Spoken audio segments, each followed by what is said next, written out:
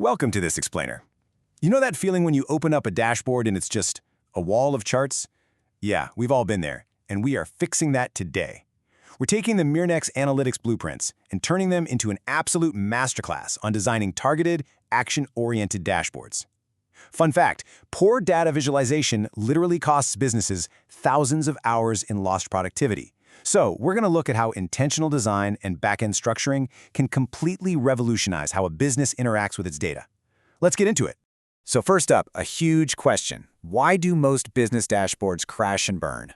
Look, most analytics fail because they try to be everything to everyone. It's just a giant scattered data dump, and in doing so, they totally miss the specific needs of the person actually looking at the screen. Think about it. You can't give a busy floor supervisor the exact same view you give a CEO and expect them both to succeed. It just doesn't work. To fix this, we're tackling 5 key areas today. We'll start with strategic views for the C-suite, move into the revenue engine, look at managing internal operations, head down to the operational front lines, and wrap up with designing for mobile. All right, part 1, strategic views, the C-suite. Put yourself in the CEO's shoes for a second. Your schedule is absolutely packed, right? You literally have maybe 60 seconds to check the pulse of your company. That is exactly why the CEO dashboard shows maximum restraint. Notice the generous white space and the large, readable type. They use no more than 3 accent colors, and there are absolutely 0 visible slicers by default, just a single fiscal year toggle. When you only have a minute between back-to-back meetings, you don't have time to click around and filter things. You need a print-ready snapshot. Now, check out the contrast here. It's super interesting. On one side, you've got that completely static snapshot for the CEO. But shift over to the broader executive dashboard, and we introduce just a tiny bit of interactivity. For example, right-clicking a revenue metric drills through directly to the sales operations view. But it is still highly constrained. It uses this sleek, dark mode, midnight core background with really reserved, minimal chart clutter just to keep things boardroom appropriate. But hey, beautiful design is literally useless if it takes 10 seconds to load. A slow dashboard means a busy executive simply won't use it. So behind the scenes, developers absolutely have to pre-aggregate this data. We're talking rolling up sales data into a monthly summary, because executives almost never need daily granularity. By ensuring this dashboard only queries those pre-aggregated summary tables and never hits the massive transactional fact tables directly, you guarantee lightning-fast load times. And believe me, slowness here is highly visible to leadership. Moving right along to part 2, the revenue engine. When we get to sales leadership, the whole narrative instantly shifts to pipeline and optimization. Look at how intentional the coloring is here. We're using a specific signal blue for won deals and a signal gold for at-risk pipeline. Here, color is tied directly to deal health. It is never just arbitrary decoration. This lets a sales manager instantly triage the health of their pipeline the absolute second the page loads. Consistency is the name of the game across the broader revenue engine. Take marketing, for instance. They use really distinct channel accents from the Mirnex palette, so you can compare channels instantly without even needing to glance at a legend. Over in customer analytics, the focus is on proactive account outreach, so they apply a strict 3-tier color system to customer health scores. Red for under 40, amber for 40 to 70, and green for 70 plus. That rule is locked in and applied consistently across every single metric. And that brings us to a massive performance rule for developers working with revenue data. You've got to keep things snappy. Avoid those heavy DAX measures. The formulas that force the system to calculate data row by row, like nesting a calculate function inside of SumX just to get win rates. Please don't do that. Instead, do the heavy lifting beforehand. Pre-calculate your rep-level aggregates. For things like customer health scores that evaluate tons of factors, schedule those calculations in a data flow rather than trying to compute them live on every single page load. Okay, part 3. Let's switch gears and look at managing internal operations, specifically finance and HR. Notice the massive design pivot here? We are completely out of dark mode. Finance gets this crisp, cloud white layout with deep indigo headers. Why the big change?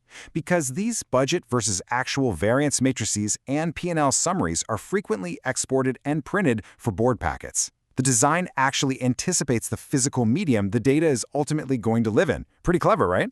When it comes to internal ops, your performance is entirely dependent on matching the data grain, meaning the specific level of detail the data is stored at. In finance, you must keep your budget amounts preloaded at the exact same grain as your actuals. This avoids super expensive cross-table lookups every time you calculate variance. Over in HR, it's the exact same logic. Avoid accidentally importing massive daily HR event logs when a simple monthly grain snapshot is literally all they need to track turnover and engagement. All right, on to part 4, the operational front lines. This is where data hits the tactical trenches. If you are a plant manager or a floor supervisor, you don't care about a monthly roll-up. Your focus is entirely on physical constraints and immediate triage, right now. Take a look at this OEE gauge, overall equipment effectiveness. It doesn't just throw a plain number at you. It uses an 85% world-class threshold as a highly visible reference band. This instantly tells the operator if they're in the red, amber, or green zone, without them needing to do any mental math on the fly. This idea of visual triage scales so incredibly well across different frontline departments. Whether you're tracking same-store sales in retail, where store ranking bars are literally green for growing and red for declining, or you're in inventory checking stockout risks, the playbook is exactly the same. These dashboards heavily utilize conditional formatting directly on the metrics. You don't have to go searching for the problem. The dashboard basically shouts it at you. Now keep in mind, operational data is absolutely massive. If you try to calculate running balances live over years of history, your dashboard is going to freeze up, guaranteed. The fix? Use pre-calculated columns for things like ending on-hand quantities.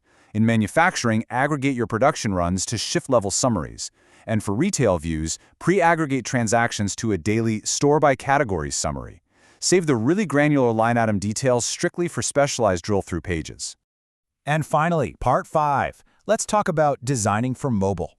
Look at how this complex desktop manufacturing view actually translates to the mobile screen. Listen, this is not just shrinking things down to fit. It is a ruthless prioritization exercise. Notice how the mobile layout takes the Pareto chart of downtime causes and jams it right at the very top. Why? Because identifying the root cause of downtime is the single most actionable piece of info for a busy supervisor walking the plant floor. The rules for mobile are completely unforgiving because screen real estate is virtually non-existent. You absolutely have to pivot to single-column, stacked layouts. Got a massive wide matrix table? Say goodbye to it. Convert it to a scrollable card list or hide it entirely behind a View Details button. Poorly rendering visuals on small screens, like tree maps, have to be completely swapped out for simple ranked category lists. You just have to design for the medium. We have covered so much ground today, from boardroom snapshots all the way to shop floor mobile triage. So as you go back to your desk to build your next set of analytics, I want you to ask yourself, are you actually engineering a tailored, role-specific experience, or are you just adding to the noise with another scattered data dump? A dashboard is ultimately only as good as the decisions it drives. So what will your data drive tomorrow? Thanks for hanging out with me for this explainer. Catch you next time.